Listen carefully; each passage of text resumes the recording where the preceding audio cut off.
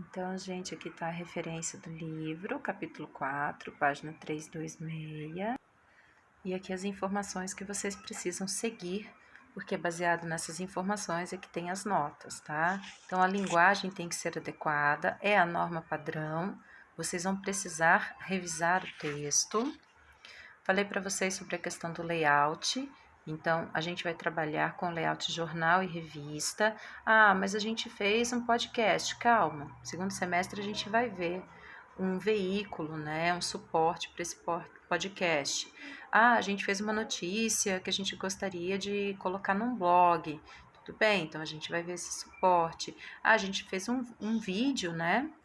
Como esses vídeos dos youtubers que falam sobre livro, a gente queria colocar num canal, mas tudo no segundo semestre. Nesse semestre, a nossa produção é a produção de um texto escrito, então jornal ou revista, tá? Por isso que vocês precisam focar, foi aqui que o vídeo parou, né? Na questão de que teria que ser em PDF, ou Rich Test, ou PowerPoint. Quem souber mexer no Canvas pode fazer no Canvas ou no Corel, tá bom? Eu não faço questão.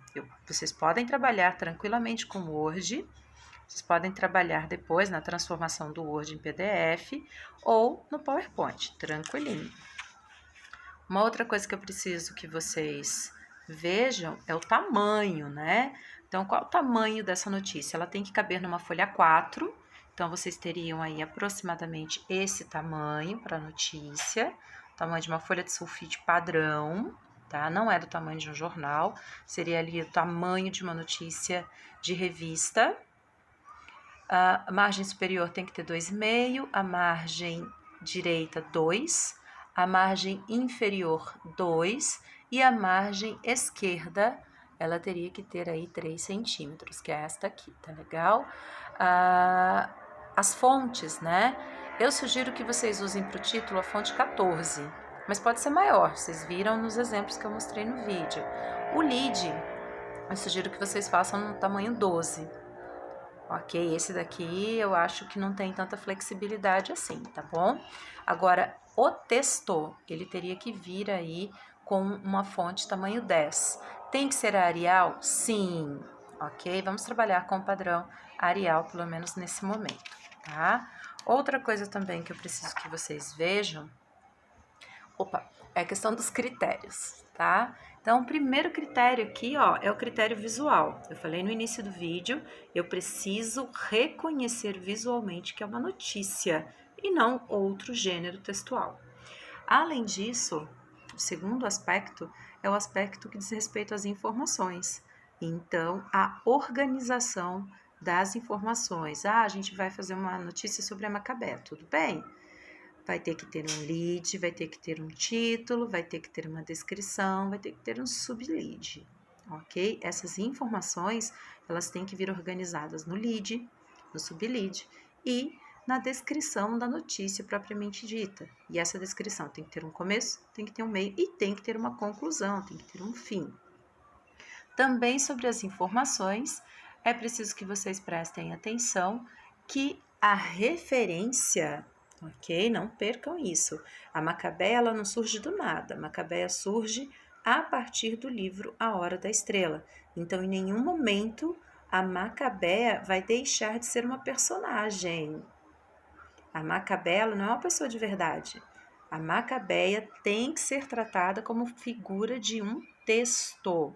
Eu preciso fazer a localização da história anos 70 em relação ao século 21. Eu escrevo a notícia do século 21, mas eu começo a observar essa notícia, né, a questão do nordestino, a questão do escritor a partir dos anos 70. Por favor, prestem atenção aos referenciais. O livro, a Macabeia, a Clarice e o Rodrigo estão lá nos anos 70. Vocês que são os escritores, os autores da reportagem, vocês estão no século 21. Agora vamos falar sobre o terceiro elemento, que é a norma padrão, o uso da norma padrão, a linguagem do texto escrito por vocês.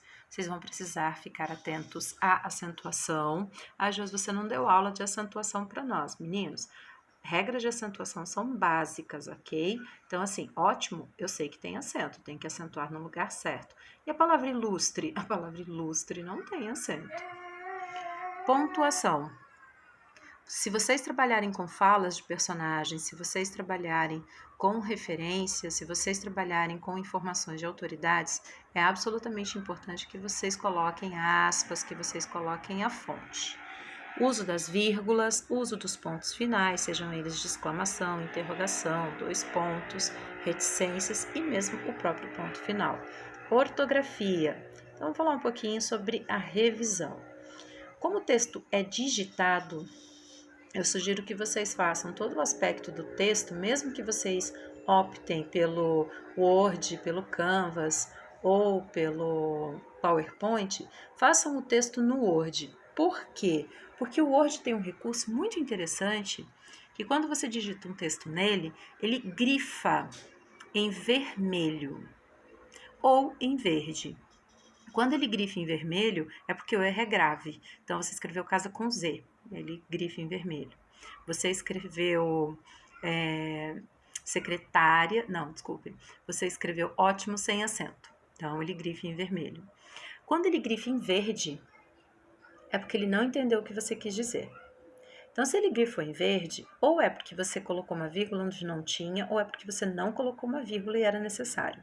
Ou é porque você colocou o ponto final e começou com letra minúscula, ou é porque você colocou letra maiúscula sem colocar ponto final. Vocês estão entendendo? Então, o verde está chamando a atenção de você para alguma coisinha que você tem que voltar lá e corrigir. Às vezes você pode ter esquecido um plural, né? Você colocou tipo um nós vai, assim, ai, mas na hora de escrever passa, né? Ou o verde também pode denotar compreensão. Então, você precisa voltar lá no texto e às vezes colocar um artigo, né? Colocar uma letrinha, colocar uma preposição, colocar alguma coisinha que ficou faltando e você não percebeu. Por exemplo, não coloquei aspas e precisava ter colocado, tá? Então, o próprio Word, ele te ajuda a compreender aí o aspecto da revisão, belezinha? Então, a linguagem tem que ser revista, ela vale bastante nota. Vamos aos prazos. Uhul! Prazos! Vamos fazer uma reunião no Meet na próxima quarta-feira, dia 3 de junho, tá? Mesmo sendo um pouquinho véspera de feriado. E nós temos uma outra reunião no dia 10 de junho. Então, vão ser 2 quartas-feiras seguidas. Na terceira quarta-feira é o prazo máximo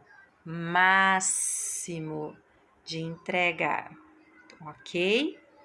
Então, nós vamos fazer um acompanhamento no Meet, lembrando que o nosso horário reservado para o Meet é às 7h30. Eu estarei lá bonitinha esperando vocês para a gente conversar, para a gente tirar dúvidas, mas a postagem pode ser feita desde já.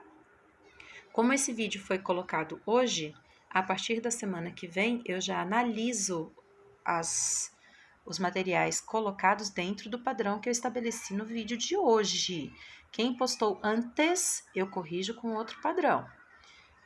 Lembrando, posso postar no dia 3? Pode. Dia 4? Pode. 5? Pode. 6? Pode. 7? Pode. 8? Pode. 9? Pode. 10? Pode. 11? Pode. 12? Pode. 13? Pode. 14? Pode. 15? Pode. 16? Pode. 17? Pode. 18? Não! Para no 17, tá? Quanto vale, Josi? Vale 10! Ok? Ele tem peso de prova, é um peso 4, e só para vocês se lembrarem, a composição da nota de vocês, ela está sendo feita nesse semestre em relação a... Teve peso 3, o trabalho que vocês fizeram de variação linguística teve o peso 3, a propaganda, as duas notas somadas compuseram aí uma nota de 0 a 10. Teve peso 3, a participação de vocês, toda ela, desde a sala de aula até a participação no meeting, com as dúvidas, com a entrega dos trabalhos nas datas, tudo isso foi contabilizado, tá bom? E principalmente no processo da leitura do livro A Hora da Estrela. Então, eu falei para vocês que a participação no fórum ela era importante. Essa participação eu tô fechando amanhã, né? O fórum fecha amanhã, que é dia 30. 3 mais 3 mais 4, que é a notícia que vocês vão entregar, compõe 10. Quem faz essa ponderação é o sistema, ok? Não sou eu, não. Ó, tô trazendo para vocês aqui com um pouco mais de detalhe, né? Aquela notícia da revista Língua Portuguesa. Lembrando, ó, o tamanhão do título, o lead, aqui o nome do autor, a informação, vejam, ó, que eu falei para vocês que ela é feita no espaço justificado. Estão vendo que não tem espaços em branco. Teve uma coisa que eu esqueci de dizer para vocês, é que o lead, ele é feito em espaço justificado também, que aqui só tem uma linha, então ele só ocupou uma linha, mas se ele fosse, perdão, se ele possuísse 10 linhas, né, ele teria essa caracterização aqui.